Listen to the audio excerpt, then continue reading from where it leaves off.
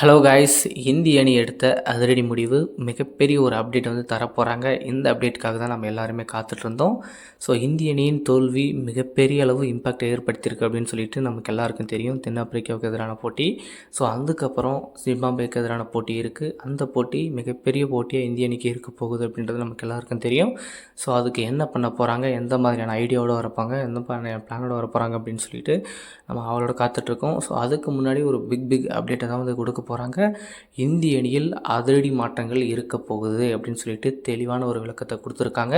So அது official statement கூடிய விரைவில் வரப்போகுது. கண்டிப்பாக சூரியகுமார் யாதவ் அவர்கள் இவர் மேலே நம்பிக்கை வச்சார் அப்படின்னு சொன்னார். கடைசியில் என்ன ஆச்சுன்றது இதுக்கப்புறம் தான் தெரியுது. இனிமேக்கு எந்த இடத்துல போய் இவர் மூஞ்சி வச்சுக்க போகிறார் அப்படின்றதும் ஒன்றுமே புரியல.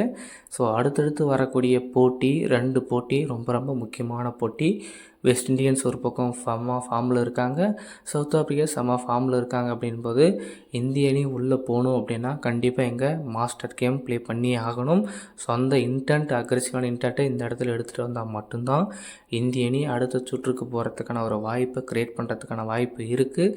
ஸோ என்ன பண்ண போகிறாங்க அப்படின்றது தெரியல.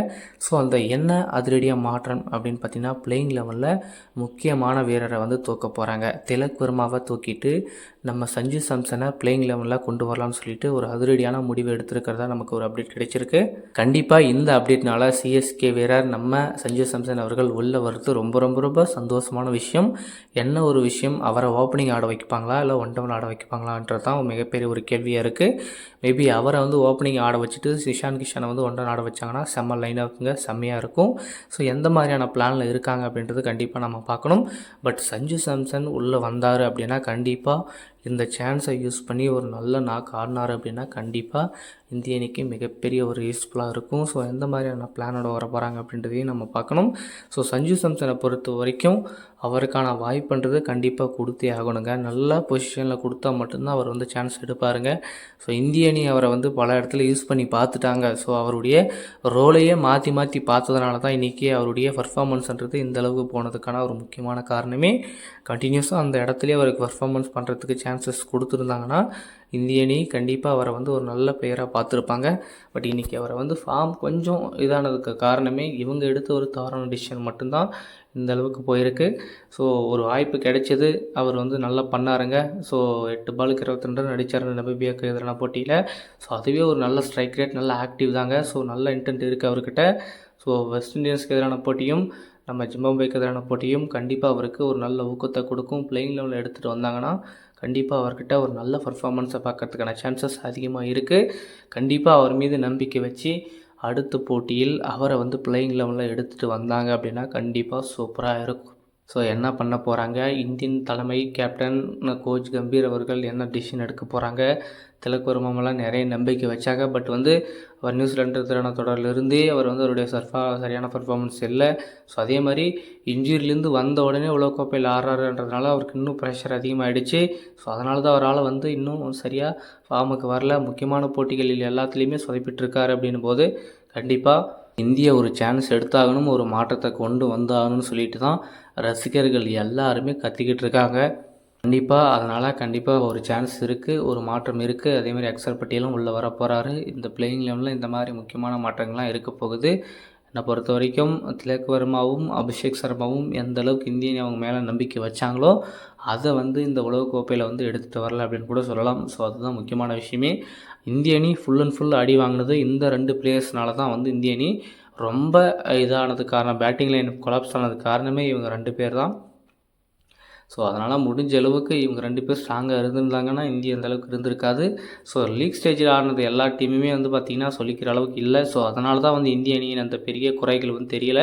பட் தென்னாப்பிரிக்கா எல்லாத்தையுமே 8 லட்சத்துக்கு கொண்டு வந்துட்டாங்க. ஸோ வெஸ்ட் இண்டீஸும் பார்த்துருப்பாங்க, கண்டிப்பாக ஜிம்பாப்வேவும் பார்த்துருப்பாங்க. இந்திய அணிக்கிட்ட என்ன பிரச்சனை இருக்குன்றது கிளியராக தெரிஞ்சு போச்சு. ஸோ அதை வச்சு தான் மைண்ட் கேம் ஆட போகிறாங்க. ஸோ கண்டிப்பாக இந்த அடுத்து வரக்கூடிய போட்டிகளில் சஞ்சு சாம்சனுக்கு ஒரு மிகப்பெரிய ஒரு சான்ஸ் கொடுப்பாங்க அப்படின்றது நம்ம பார்ப்போம். சிஎஸ்கே வீரர் கால் வைப்பாரா உள்ள அப்படின்றது நம்ம பொறுத்திருந்து. சூப்பர் 8 சுற்று விறுவிறுப்பாக போயிட்டுருக்குங்க. T20 உலகக்கோப்பை எதிர்பார்க்காத அளவுக்கு பயங்கரமாக போயிட்டுருக்கு. நேற்றைய போட்டி west Indies versus Zimbabwe. So முக்கியமான போட்டி.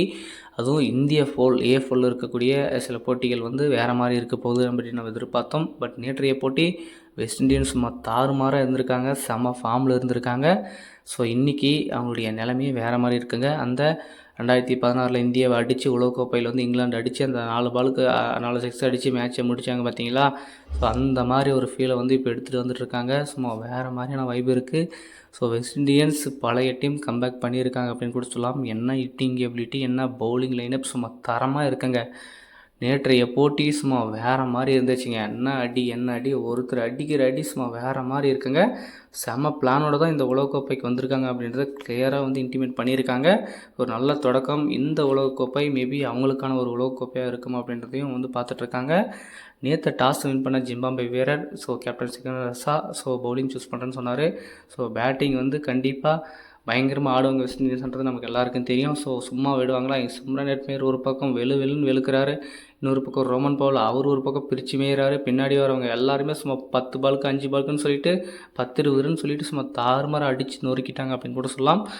கடைசியில் பார்த்தீங்கன்னா வெஸ்ட் இண்டீஸ் அடித்த அடி 20 ஓவருக்கு 254 ரன்னுங்க சும்மா பிரித்து மேய்ச்சிட்டாங்கன்னு சொல்லலாம். இந்த உலகக்கோப்பையில் அதிக ஸ்கோரை வந்து வெஸ்ட் இண்டீஸ் அணி பதிவு பண்ணியிருக்காங்க. அது முக்கியமான போட்டி குரூப் 8ல். இந்த போட்டி ரொம்ப ரொம்ப முக்கியமான போட்டின்றதுனால இதில் வேறு மாதிரியான ஒரு இன்னிங்ஸை கொடுத்துருக்காங்க. ஜிம்பாப்வே வந்து 255 ரன்கள் அடித்தால் வெற்றி என்ற இலக்குடன் கிளம்பிறங்கிய ஜிம்பாப்வே வந்து அப்படி வச்சு செஞ்சிட்டாங்கன்னு கூட சொல்லலாங்க. சும்மா தலையில் அடித்து அப்படி உட்கார வச்சுட்டாங்க அப்படின்னு கூட சொல்லலாம். பட் இந்தியாவோட மோசமாலாம் ஆடலைங்க. இதுவுங்க நல்ல பர்ஃபார்மன்ஸை கொடுத்துருக்காங்க. மேபி இன்னும் ஒரு 2-3 ஓவர் பேலன்ஸ் இருந்துச்சு, இன்னொரு 20-30 ரன் ஆடி இருந்தாங்க அப்படின்னா அந்த ரன் ரேட்டில் வந்து ரொம்ப ரொம்ப மாற்றங்கள் இருந்திருக்கும். அந்த ஒரு விஷயம் வந்து நடந்திருக்கும். பட் வந்து அதை எதிர்பார்க்காம கடைசியில் ஆல் அவுட் ஆகிட்டாங்க. எந்த அளவுக்கு நம்ம கம்ப்ளீட் பண்ணுறோமோ 20 ஓவர் அப்படின்றத ரன் ரேட்டுன்றது கொஞ்சம் டிஃபீட் இருக்குங்க. கண்டிப்பாக மாற்றங்கள் இருக்கும். இந்திய அணியும் அதே தவிர தான் வந்து பண்ணாங்க. மேபி வந்து தோல்வியை சந்தித்தாலுமே அதை வந்து 20 ஓவராக கம்ப்ளீட் பண்ணியிருந்தாங்க அப்படின்னா கண்டிப்பாக ரன் ரேட்டுன்றது கொஞ்சம் இந்திய அணிக்கு ஒரு ப்ளஸ்ஸாக தான் இருந்திருக்கும். பட் இந்திய அணி இப்போ இருக்கிற நிலைமையை பார்த்திங்கன்னா வெஸ்ட் இண்டீஸ் இருக்கிற இந்த ஃபார்மு, தென்னாப்பிரிக்கா இருக்கிற ஃபார்ம்லாம் பார்த்திங்கன்னா இந்திய அணிக்கு உலகக்கோப்பைக்கு போக வாய்ப்பு இருக்கா அப்படின்றது ஒரு மிகப்பெரிய ஒரு கேள்வியாக இருக்குது. கிட்டத்தட்ட நேற்று 107 ரன்கள் வித்தியாசத்தில் வந்து வெஸ்ட் இண்டீஸ் அணி வின் பண்ணியிருக்காங்க அப்படின்போது ரன் ரேட் எந்த அளவுக்கு இருந்திருக்கும், அதை ஆல் அவுட் பண்ணியிருக்காங்க அப்படின்றது தெரியும். கிட்டத்தட்ட +5 இருக்குது. அதனால் வெஸ்ட் இண்டியன்ஸ் அணி அடுத்து வரக்கூடிய போட்டி தென்னாப்பிரிக்கா வெஸ்ட் இண்டியன்ஸ் போட்டி ரொம்ப ரொம்ப முக்கியமான போட்டிங்க. குறிச்சிலான போட்டி. அதில் யார் ஜெயிக்க போகிறாங்க அப்படின்றது மிகப்பெரிய ஒரு கேள்வியாக இருக்குது. அதே மாதிரி எந்த அளவுக்கு ஜெயிக்கிறாங்க, ரன் ரேட்ன்றது ரொம்ப ரொம்ப முக்கியம். எப்படி போகுது கேம் அப்படின்றது நம்ம பார்க்கணும். 2 போட்டியுமே கண்டிப்பாக தரமாக இருக்க போகுது. எந்த மாதிரியான பிளானோட வர போகிறாங்க, என்ன மாற்றங்கள் இருக்க போகுது, என்ன நடக்க போகுது அப்படின்றது கண்டிப்பாக நம்ம பொறுத்து வந்து பார்க்கலாம்.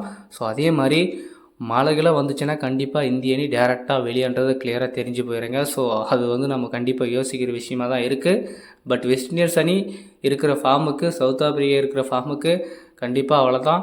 கண்டிப்பாக தென்னாப்பிரிக்கா அணி வெஸ்ட் இண்டீஸை அடித்தாகணும். அப்படி அடித்தாங்க அப்படின்னா இந்திய அணிக்கு ஒரு மிகப்பெரிய ஒரு சான்சஸ் இருக்குது. என்ன பண்ண போகிறாங்க, எந்த மாதிரியான பிளானோட வர போகிறாங்க அப்படின்றத நம்ம பொறுத்து இருந்து பார்க்கலாம்.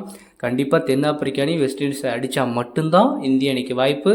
வெஸ்ட் இண்டீஸ் அணி தென்னாப்பிரிக்காவை அடித்தாங்க அப்படின்னா கண்டிப்பாக அந்த ரன் ரேட்டில் வந்து இந்திய அணிக்கு மிகப்பெரிய ஒரு அடி இருக்கிறதுக்கான சான்சஸ் அதிகமாக இருக்குது. என்ன நடக்க போகுது அப்படின்றது நம்ம அடுத்தடுத்து அப்டேட்டில்